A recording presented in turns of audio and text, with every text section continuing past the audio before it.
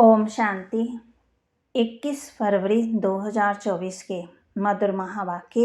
बाबा कहते, मीठे बच्चे, ज्ञान की तलवार में योग का जौहर चाहिए, तब ही विजय होगी।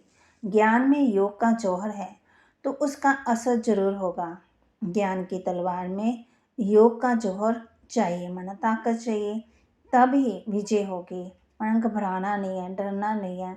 ज्ञान में योग का जौहर है तो उसका असर जरूर होगा। प्रश्न, तुम खुदा के पैगंबर हो, तुम्हें सारी दुनिया को कौन सा पैगाम देना है? उत्तर, सारी दुनिया को पैगाम दो कि खुदा ने कहा है, तुम सब अपने को आत्मा समझो, देहाभिमान छोड़ो, एक मुझ बाप को याद करो तो तुम्हारे सिर से पापों का बोझा उतर जाएगा। एक बाप की याद से तुम पावन बन जाएंगे। अंतर्मुखी बच्चे ही ऐसा पैगाम सभी को दे सकते हैं। ओम शांति।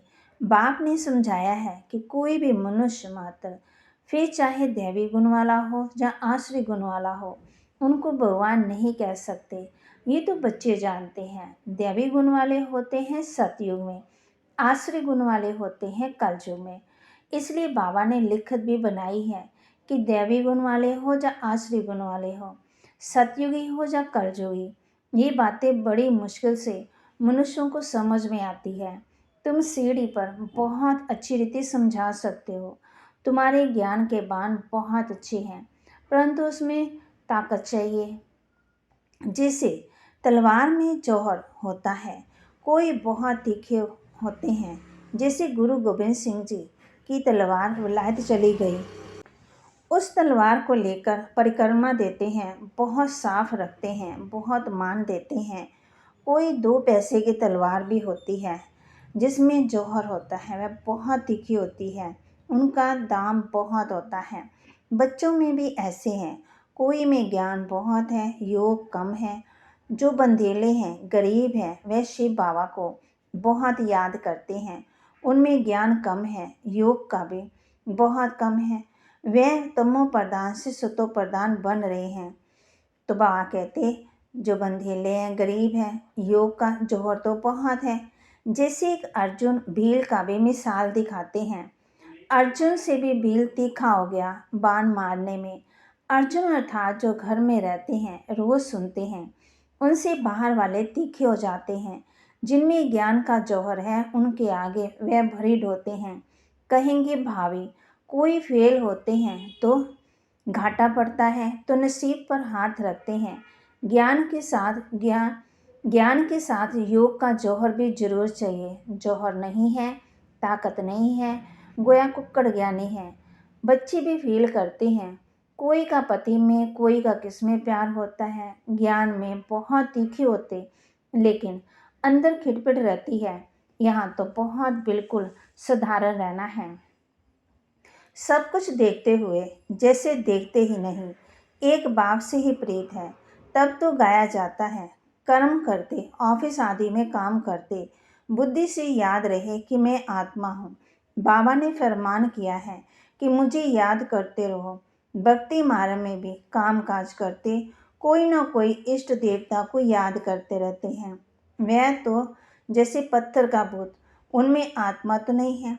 लक्ष्मी नारायण भी पूजे जाते हैं, वह भी पत्थर की मूर्ति है। बोलो, इनकी आत्मा कहाँ है? अब तुम समझते हो, जरूर कोई नाम रूप में है। अब तुम फिर योग बल से पावन देवता बन रहे हो, एम भी है। दूसरी बात बाप समझाते हैं, ज्ञान सागर और ज्ञान गंगाएं इस पुरुषोत्तम संगम युग पर ही होते हैं, बस एक ही समय पर होते हैं। ज्ञान सागर आते ही हैं कल्प के इस पुरुषोत्तम संगम युग पर। ज्ञान सागर है निराकार परमपिता परमात्मा। उनको शरीर जरूर चाहिए जो बात भी कर सके, बाकी पानी की तो बात ही नहीं है। ये तुमको ज्ञान मिलता ही है संगम पर, बाकी सबके पास है भक्ति। भक्ति मार्ग वाले गंगा के पानी को भी पूजते रहते हैं। पतित पावन तो एक ही बाप है, वे आते ही एक बार है जब पुरानी दुनिया बदलनी है। अब ये किसी को समझाने में बुद्धि भी चाहिए, एकांत में विचार सागर मंथन करना पड़े। क्या लिखे जो मनुष्य समझ जाए कि ज्ञान सागर परमपिता परमात्मा एक शिव ही है।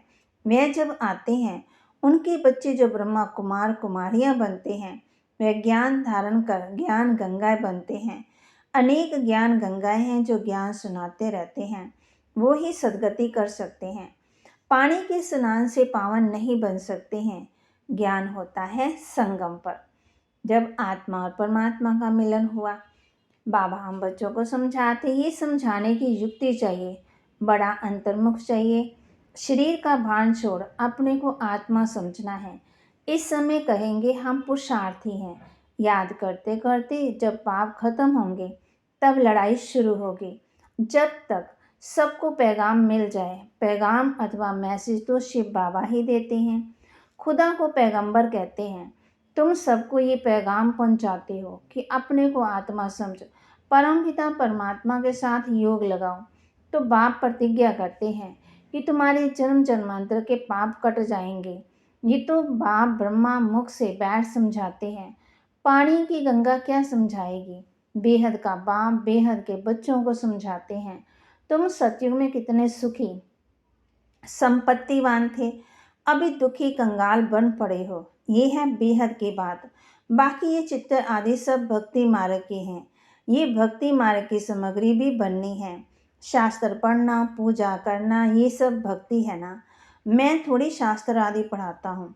मैं तो तुम पतितों को पावन बनाने के लिए ज्ञान सुनाता हूँ कि अपने को आत्मा समझो। अभी आत्मा शरीर दोनों ही पतित हैं। अब बाप को याद करो तो तुम ये देवता बन जाएंगे। देह के पुराने संबंधों से बाबा कहते जो मोह ममता है मिट जाए। गाते भी हैं, आप आएंगे तो हम और कोई की नहीं सुनेंगे। एक बाप से सब संबंध जोड़ेंगे और सब देहधारियों को भूल जाएंगे। अब बाप तुमको अपना वायदा याद कराते हैं। बाप कहते हैं मेरे साथ योग लगाने से तुम्हारे भी कर्म विनाश होंगे, तुम नई दुनिया के मालिक बन जाएंगे। ये है एम। राजाओं के साथ प्रजा भी जरूर बननी है। राजाओं को दास दासियां भी चाहिए। बाप सब बातें समझाते रहते हैं।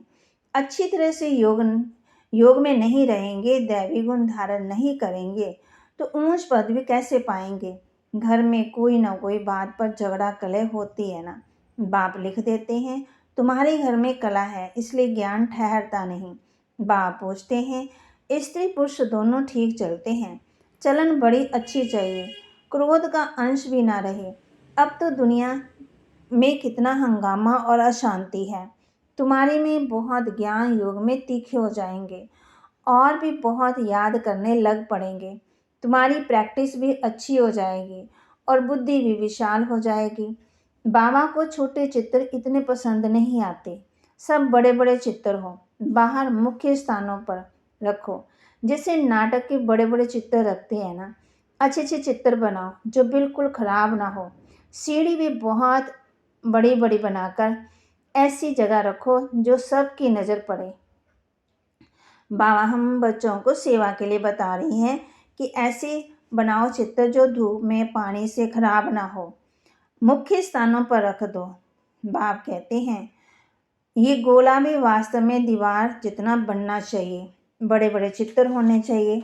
बल 8-10 आदमी उठाकर रखें, कोई भी दूर से देखे तो एकदम क्लियर मालूम पड़ जाए। सीढ़ी, झाड़, गोला सतयुग में और सब इतने धर्म होते नहीं हैं, वह तो आते ही बाद में हैं। पहले तो स्वर्ग में बहुत थोड़े मनुष्य होते हैं, अब स्वर्ग है या नरक, तुम इस पर बहुत अच्छी तरह समझा सकते हो। जो आए उनको समझाते रहो। बड़े बड़े चित्र हो, जैसे पांडवों के बड़े बड़े बुत बनाते हैं, तुम भी पांडव होना। शिव बाबा तो संगम पर पढ़ाते हैं, वे श्री कृष्ण है सतयुग का फर्स्ट प्रिंस। तुम समझाते समझाते अपनी राजाई स्थापन कर लेते हो। कोई पढ़ते पढ़ते छोड़ देते हैं, स्कूल में भी कोई नहीं पढ़ सकते तो पढ़ाई छोड़ देते हैं। यहाँ भी बहुत है जिन्होंने पढ़ाई को छोड़ दिया है, फिर वे स्वर्ग में नहीं आएंगे क्या। मैं विश्व का मालिक, मेरे से कोई 2 अक्षर भी सुने तो भी स्वर्ग में आ जाएंगे।